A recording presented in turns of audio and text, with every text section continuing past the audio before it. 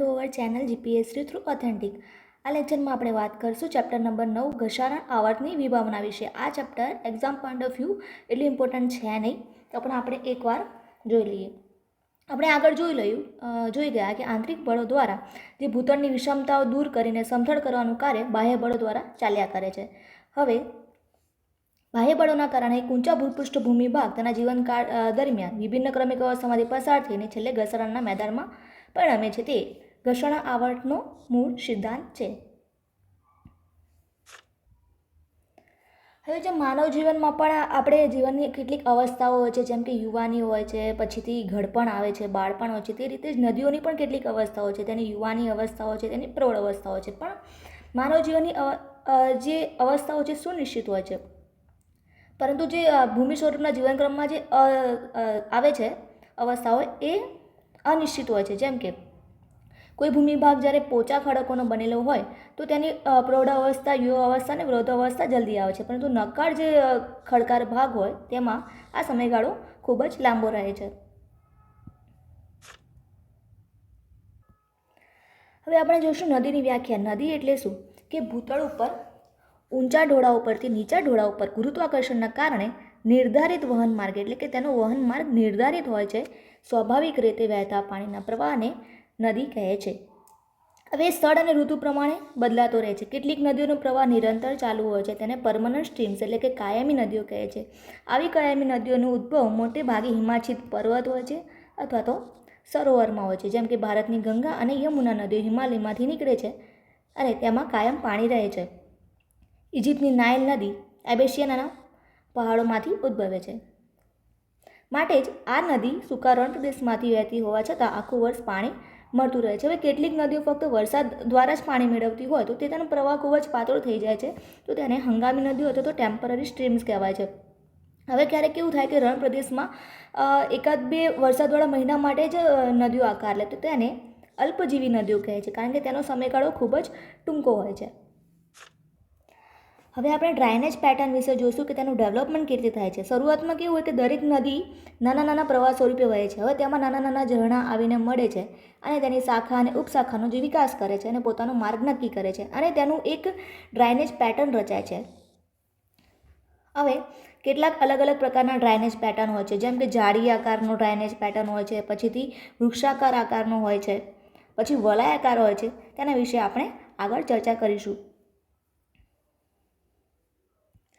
કેટલીક વાર કેવું કે જળ પરિવહનના પ્રથાઓમાં કેટલીક વિભિન્નતા હોય. એના માટેના પરિબળો કેટલાક છે કે નદીઓની જે સંખ્યા છે અને તેનું સ્વરૂપ નક્કી કરવામાં વરસાદ અગત્યનું પરિબળ છે. જ્યાં વધારે વરસાદ હોય ત્યાં નદીઓ વધુ હોય છે. એનો ઢોળાવ કેટલો છે, તેની ભૂસ્તરીય રચના કેવી છે, તેના ખડકો કેવા છે, તેના દિશા અને પ્રવાહ માર્ગો નક્કી કરવામાં મહત્વપૂર્ણ ભૂમિકા ભજવે છે. હવે કોઈ એક નદી નબળા ખડકોમાં જ્યારે વહેતી હોય અને એનો જથ્થો પણ ખૂબ જ વધારે અને સીધા ઢોળા ઉપરથી વહેતી હોય તો તેના કારણે તે ખૂબ જ વધારે પ્રમાણે ઘર્ષણ કરશે અને અન્ય જે નદીઓ હોય તેની પાણીને પણ પોતાની અંદર કેપ્ચર કરી લે છે. તેને નદીઓના પાણીનું અપહરણ કરી લીધું તેમ કહેવાય, રિવર કેપ્ચર કહે છે. હવે આમાં કેટલાક આપણે ડ્રાઇનેજ સિસ્ટમ વિશે આપણે માહિતી મેળવીશું. આમાં આ આખા ચેપ્ટરમાં આટલો જ ટોપિક ઇમ્પોર્ટન્ટ છે કે કયા કયા પ્રકારના ડ્રાઇનેજ સિસ્ટમ છે અને કયા કયા પ્રદેશોમાં તે આવેલા છે. હવે જાળીકાર પ્રવાહ એક આ નદી છે, આ ઢોળાવ અનુસાર વહી, પછી એની સાથે આ એક નદી વહે છે, આની એક ઉપનદી અહીંયાથી એને મળે છે, બીજી ઉપનદી અહીંથી મળે છે. તો આમ આ રીતે કાટખૂણે એક નદીને, મુખ્ય નદીને બીજી નાની નાની ઉપનદી મળે છે, કાટખૂણે મળે છે. તો આમ કરીને જાળીદાર જેવો પ્રવાહ રચાય છે, તેથી તેને જાળીયાકાર ટ્રેલિસ ડ્રેનેજ કહેવામાં આવે છે. જુઓ, આ જે નદી છે એકબીજાના કિનારે બંને બાજુ કાટખૂણે આવીને મળે છે અને જેને ફલિત નદીઓ પણ કહેવામાં આવે છે. એનું એક્ઝામ્પલ છે યુએસએના દક્ષિણ એપ્લેશિયન પર્વતમાં આ પ્રકારનો જળ પ્રવાહ વિકાસ પામ્યો છે. બીજી છે વૃક્ષાકાર. હવે એક આ મુખ્ય નદી છે, ઓકે, અને બીજી બધી નાની નાની નદીઓ આવીને વૃક્ષાકાર રીતે મળે અને આ રીતનો આકાર રચે તો તેને વૃક્ષાકાર જળ પ્રવાહ કહે છે. હવે ક્યાં જોવા મળે કે જ્યારે એકસરખી રચનાવાળા જ્યારે સપાટ ખડકાળ ભૂમિ, એટલે કે આ એક સપાટ ભૂવા ભાગમાં સૌપ્રથમ નદીનો વિકાસ થાય છે, પછી એની લંબાઈ વધી છે, તો લંબાઈ વધે તો તેમાંથી શાખાઓ પણ બને અને શિરોઘર્ષણ દ્વારા, શિરોઘર્ષણ એટલે કે જે નદી જ્યાંથી ઉદ્ભવી તે ઉદ્ભવન સ્થાન પાસે જ એ વેગના કારણે ખડકોનું ઘર્ષણ કરે અને બીજી નાની નાની નદીઓનું અપહરણ કરે, અને નદીઓનું અપહરણ કરે તો લઘુકોણ બનાવીને મળે છે. હવે ફેક્ટ છે કે ગ્રેનાઇટ ખડક ભાગમાં વૃક્ષાકાર જળ પરિવારનો વિકાસ સારી રીતે થાય છે. ભારતમાં ગંગા નદી વૃક્ષાકાર જળ પરિવાર રચે છે અને ન્યૂઝીલેન્ડની વાંગનોઈ નદી. આ વસ્તુ ઇમ્પોર્ટન્ટ છે, યાદ રાખજો. આયતાકાર જળ પ્રવાહ રેક્ટેન્ગ્યુલર ડ્રાઇનેજ, આ પણ આગળ જે આપણે હતો ટ્રેલિસ એનાથી થોડોક જુદો પડે છે. આમાં પણ કાટખૂણે જ મળે છે, પણ આની શાખા નદીના ઢોળાવ અનુસાર હોય છે. અને એમાં કેવું થાય છે કે પહેલાંમાં જ્યારે નદીમાંથી એકબીજાને મળતી સમંદર વહીને આમાં એક જે ખડકો છે, ખડકોને ભૂતરાળો દ્વારા તેના મળવાના સ્થાન નક્કી થાય છે. એક્ઝામ્પલ છે યુએસએમાં વાચાસની પહાડી હારમાળા અને એરિઝોનામાં કોલોરાડો નદી આવેલી આયતાકાર જળપ્રવાહનો વિકાસ કર્યો છે. હવે કેન્દ્ર ત્યાગી એટલે હવે એક પ્રકાર નદીઓ એક ઊંચા સ્થાનેથી નીકળે અને આજુબાજુના જે ઢોળા ઉપર જ્યારે ફેલાય છે, એક ઊંચા સ્થાનેથી નીકળી અને આજુબાજુ જે ઢોળા હોય ત્યાં ફેલાય તો તેને કેન્દ્ર ત્યાગી જળ પદાર્થ, કારણ કે કેન્દ્રનો તે ત્યાગ કરે છે. આ ક્યાં જોવા મળે? જ્યારે જ્વાળામુખી શંકુ અથવા તો ઘુમ્મટાકાર પર્વતના સમઢોળા ઉપર થયેલો જોવા મળે છે. યુએસએના ઉટા રાજ્યના હેનરીના ઘુમ્મટાકાર પર્વત પ્રદેશમાં શ્રીલંકા અને ભારતના સૌરાષ્ટ્ર પ્રદેશમાં આ પ્રકારનો જળ પરિવાર વિકાસ પામ્યો છે. આ પૂછાઈ ગયેલો સવાલ છે કે સૌરાષ્ટ્રના જે પ્રદેશો છે ત્યાં કયા પ્રકારનું ડ્રેનેજ સિસ્ટમ જોવા મળે છે? તો તે છે કેન્દ્ર ત્યાગી, સેન્ટ્રીફ્યુગલ.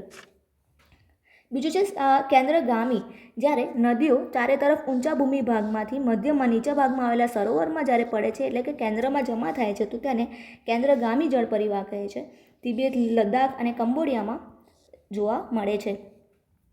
હવે વલયાકાર, જ્યારે ઘુમ્મટાકાર પર્વત શ્રેણી હોય તો જ્યારે નદીઓ પર્વતોની પરિક્રમા કરતી હોય તે રીતે વહે છે તો તેને વલયાકાર જળપ્રવાહ કહેવામાં આવે છે. હવે કેટલીક વાર કેવું થાય કે નદી ખીણનો આખો વિકાસ થઈ ગયો, નદીએ કોતરોને માં ઘર્ષણ કરીને તેમાં ખીણની રચના કરી દીધું, તો પણ નદીમાં જે ભૂમિભાગનો ઉચકાવ થાય તો ઉચકાવ થયો તો તે માર્ગમાં અવરોધ આવવા છતાં પણ તે નદી પોતાનું પ્રવાહ માર્ગ કાયમ રાખે છે, તો તેને યથાપૂર્વ એટલે કે પૂર્વવર્તી જળ પ્રવાહ કહેવામાં આવે છે. એક્ઝામ્પલ છે ભારતની સિંધુ, સતલજ અને બ્રહ્મપુત્ર અને નેપાળની અરુણા જેવી નદીઓ એ આ જળ પ્રવાહનો વિકાસ કર્યો છે. એટલે હિમાલયના ઊંચકાઓ છતાં, હિમાલયનો ઊંચકાવ થયો હોવા છતાં આ બધી નદીઓ પોતાના પહેલાંના માર્ગે જ કાયમી રીતે વહે છે. એ અધ્યારોપિત. હવે આમાં કેવું કરે કે આમાં જે ભાગનો જેમ કે પર્વતનો વિકાસ થયો પણ તો પણ પર્વતમાંથી નદી વહીને જશે. હવે અધ્યારોપિતમાં કેવું થશે કે આ ખડક છે તો પોતાની ખીણ કોતરીને તેમાંથી નદી પોતાનો માર્ગ બનાવે છે, તેને અધ્યારોપિત જળ પરિવાહ કહે છે. હવે નદી ઘસારણ કઈ રીતે કરે છે? તો નદીના ઘસારણ કાર્યની તીવ્રતા, ઇન્ટેન્સિટી કઈ રીતે નક્કી થાય કે નદીના એમાં બોજ કેટલો છે? જો વધારે બોજ હશે તો એ વધારે ઘર્ષણ કરશે, પણ વધારે બોજ હશે તો પછી એનો વેગ પણ ધીમો થશે. તો વધારે બોજ કરતાં તેમાં વધારે પ્રમાણમાં ખડકોનો જે નાના નાના માટીના રેતી કરતાં મોટા મોટા જે ખડકોનું પ્રમાણ જ્યારે વધારે હશે, તીક્ષ્ણ ખડકોનું, તો તે વધારે પ્રમાણમાં ઘર્ષણ કાર્ય કરશે. તેનો ઢોળાવ કેવો છે? વધારે જે સ્લોપ હશે તો વધારે ઇન્ટેન્સિટી હશે, તેનો વેગ વધુ હશે નદીનો, તેથી તેની ઘસારણની તીવ્રતા પણ વધુ હશે. પછી બોજ, કાંકરા, ટુકડા વગેરેના જથ્થા એના કદ અને આકાર પર પણ આકાર રાખે છે, જે આપણે જોયું. જે બારીક કણ હોય, પાણીમાં તરતા હોય તો તેના કારણે ઘસારણ કાર્યમાં કંઈ તેનું મહત્ત્વ રહેતું નથી. મોટા જે અણિયારા ટુકડા હોય તેની કારણે ઘસારણ કાર્ય સારી રીતે થઈ શકે છે. હવે નદીના ઘસારણનું તેના વેગ સાથે શું સંબંધ છે તે આપણે જોઈએ કે જ્યારે નદીનો વેગ 2 ગણો હોય તો તેની ઘસારણ શક્તિ 4 ગણી થઈ જાય છે. હવે કેવું થાય કે નદીમાં જે આપણે જોયું કે કાંકરા, અણિયાળા કે ગોળ ગોળ ટુકડા હોય તેની કારણે જે તળિયા કે આજુબાજુનો જે ભાગ છે તેમાં ઘર્ષણ થાય તો તેને યાંત્રિક ઘર્ષણ થાય છે. હવે યાંત્રિક ઘર્ષણમાં જ્યારે એ તળિયા પર ઘર્ષણ થાય તો એક જે તળિયું છે ખીણનું વધારે ઊંડું પડે તો તળિયા પર ઘર્ષણ થયું તો તેને વર્ટિકલ ઘર્ષણ કહેવાય છે. જ્યારે આજુબાજુમાં જ્યારે ઘર્ષણ થાય તો તેને લેટરલ ઇરોઝન એટલે કે પાર્શ્વિક ઘર્ષણ કહેવામાં આવે છે. હવે ક્યારેક કેવું થાય કે નદી એના કોઈના ખડક સાથે અથડાઈને તેનું ઘર્ષણ કરે છે, પરંતુ એની સાથે સાથે પોતે પણ કંઈક એને નુકસાન થાય છે, ત્યારે પોતાનું પણ જે ઘર્ષણ કાર્ય વખતે પોતે પણ ઘસાઈને એના જે મોટા મોટા કણો છે એ નાના નાના કણોમાં રૂપાંતરિત પામતા હોય છે, તો તેને સન્નિ ઘર્ષણ કહેવામાં આવે છે. હવે આપણે આગળ જોઈએ કે નદીના ઢોળાવમાં જથ્થામાં અને વેગમાં વધારો થતાં તે ઘર્ષારણ કરે છે, પરંતુ કેટલીક વાર એ જ્યારે વેગમાં ઘટાડો થાય, તેના જથ્થામાં પણ વધારો થાય અને ઢોળાવ પણ જ્યારે સીધો બને તીવ્રમાંથી, તો તેનું નિક્ષેપણ થાય છે. હવે ક્યારેક કેવું થાય કે નદીમાં વધારે પ્રમાણમાં બોજ વધી જાય, તો બોજ વધી જાય તો ઓબ્વિયસલી કે આપણે આપણા કોઈ શરીર પર આપણે ઓછો બોજ લઈને ચાલતા હોય તો આપણી સ્પીડ વધારે હશે, પણ આપણા શરીર પર જ્યારે વધારે બોજ લઈને આપણે ચાલશું તો આપોઆપ આપણી સ્પીડમાં ઘટાડો થશે.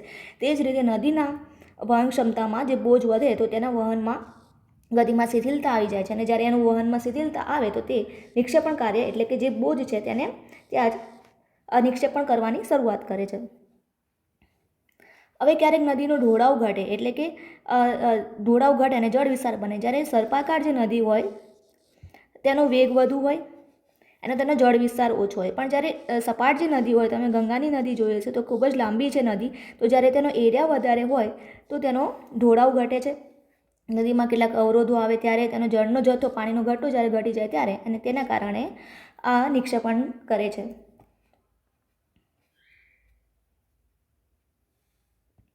હવે જ્યારે નદી યુવા અવસ્થામાં હશે તો તે આ રીતે વેવ ફોર્મમાં વહેતી હશે. પછી જ્યારે પ્રૌઢાવસ્થામાં નદી વહે ત્યારે તે આગળનું જે જ્યાંથી ઉદ્ભવ થયો તે જગ્યાની ઘસારણ કરતાં જે જગ્યાએ તે જવાની છે એ બાજુના ખડકોનું ઘસારણ વધુ પ્રમાણમાં થાય, તો તેના કારણે તે નદી વાંકો ચૂકો માર્ગ ગ્રહણ કરે છે. આના કારણે અહીંયા આજુબાજુ કિનારાઓનો વિકાસ થયો. હવે આ જે કિનારો છે ત્યાં ઘસારણ વધુ થાય, અને આ જે ભાગ છે, આ જે ઘસારણ વધુ થયું તો આટલો ભાગ એકવાર અલગ થઈ જશે અને નળાકાર ખાલી જગ્યા થઈ જશે, અને ત્યાં પાણી ભરાવાથી એક નળાકાર સરોવરની રચના થાય છે, જેને ઓક્સબો લેક કહેવામાં આવે છે. હવે નદી નિક્ષેપાતના કારણે જે ભૂમિ આકારો રચાય છે તે કયા છે? જો પર્વતના કારણે જે રચાય તો શંકુ આકારના મેદાન રચાય, પંખાકાર મેદાન રચાય, પ્રાકૃતિક તટબંધ રચાય, પૂરનું મેદાન રચાય અને ડેલ્ટા રચાય વગેરે તેના મુખ્ય આકારો છે. હવે જ્યારે પર્વતમાંથી નદી વહે છે તો પોતાની સાથે કાંકરા, માટીના ટુકડા બધું લઈને ખડકોને લઈને ઘસારણમાં જે ખડકો છે તેને પોતાની સાથે લઈને વહે છે, પણ જ્યારે તળિયે પહોંચે છે તો તેની વહન ક્ષમતા પણ ઘટે છે અને જે બોજ છે તે પણ ઓછો થાય છે. તળેટીમાં એ નિક્ષેપ કરી દે છે. હવે જેમ પર્વતોના ઢોળાવથી જેમ જેમ તળેટીમાં દૂર જતા જઈએ ત્યારે તેનો બોજ પણ ઓછો થતો જશે. તો ઊંચા ઢોળાવ પરથી નદી જ્યારે નીચે ઉતરે ત્યારે સીધા ઢાળવાળા ઊંચા શંકુ ઢંગ રચાય છે, જેને પર્વત પ્રાંતિ કાંપના શંકુ કહે છે, અને જ્યારે તળેટીમાં પંખાકારે પથરાઈ જાય છે તેને પંખાકાર મેદાનો કહેવામાં આવે છે. હવે આ નદી છે અને બંને કિનારે જે કામ છે માટી એનું નિક્ષેપણ થયું તો નાની નાની ઊંચાઈના ઢગલા રચાય, તેને કુદરતી તટબંધ કહેવામાં આવે છે. આના કારણે શું થાય કે સામાન્ય પૂર સામે રક્ષણ મળે. હવે મિસિસિપીમાં આટલા 6 થી 7 મીટરના આવા તટબંધ બન્યા છે. ચીનમાં પણ હુઆંગો નદીના કિનારે આવા બટ છે, પરંતુ તેનું તળિયું જે છે ત્યાં તળિયા પર સતત પીળી માટીનો નિક્ષેપ પણ થતો રહે છે. તો આ જે છે એની કરતાં આ તળિયાની ઊંચાઈ પણ વધતી જાય, તો જેને કારણે જ્યારે પૂર આવે તો તેની કારણે એ ચીનમાં ખૂબ જ વિનાશ નોતરે છે. તો તેથી તેને ચીનની નીલગિરી તરીકે પણ ઓળખવામાં આવે છે. હવે જ્યારે પૂર આવે છે ત્યારે નદીના પાણી કિનારાના બંધને તોડીને આસપાસ ફેલાઈ જાય છે, અને પાણી ઉતરી જાય તો એનો જે કાંપ હોય તે વિશાળ વિસ્તારમાં પથરાઈ જાય, તેને પૂરના મેદાનો કહે છે. અને આનો વિસ્તાર પર્વતના મેદાન કરતાં પણ વિશાળ હોય છે. હવે જ્યારે નદી સમુદ્ર આ જે નદી છે સમુદ્રને મળે ત્યારે ત્રિકોણાકાર મારફતે એ સૂક્ષ્મ ખડકને નિક્ષેપ કરે, અને આવો ડેલ્ટા જેવો અંગ્રેજીના અક્ષર ડેલ્ટા જેવી રચના થાય, તો તેને ડેલ્ટાના મેદાન કહેવામાં આવે છે. હવે ક્યારેક કેવું છે કે નદી બંને કિનારા તરફ નિક્ષેપ કરે, તો જેના કારણે પક્ષીના પંજા જેવો આકાર રચાય છે, તો તેને પંજાકાર ડેલ્ટા કહેવામાં આવે છે. હવે તેનો એક લાક્ષણિકતા છે પંજાકાર ડેલ્ટાની રચના સૂક્ષ્મ જમીન કણો દ્વારા જ થાય છે. આમાં ચૂનાના તત્વો વધારે હોય છે. અને એક્ઝામમાં પોઈન્ટ ઓફ વ્યૂ પૂછાય તેવો સવાલ છે કે મિસિસિપીનો ડેલ્ટા આ પ્રકારનું ઉત્તમ ઉદાહરણ છે. અને મિસિસિપીની જે નદી છે મેક્સિકોની ખાડીમાં એક પ્રવાહ રૂપે એક પછી એક 4 શાખાઓ તરફ વહી જાય છે. આ કારણે લંબાઈના બારીક ચૂનાના તત્વો પદાર્થ થતા પંજાકાર ડેલ્ટા રચાય છે. તો થેન્ક યુ સો મચ. આજના લેક્ચરમાં આટલું જ. મળીએ નેક્સ્ટ લેક્ચરમાં.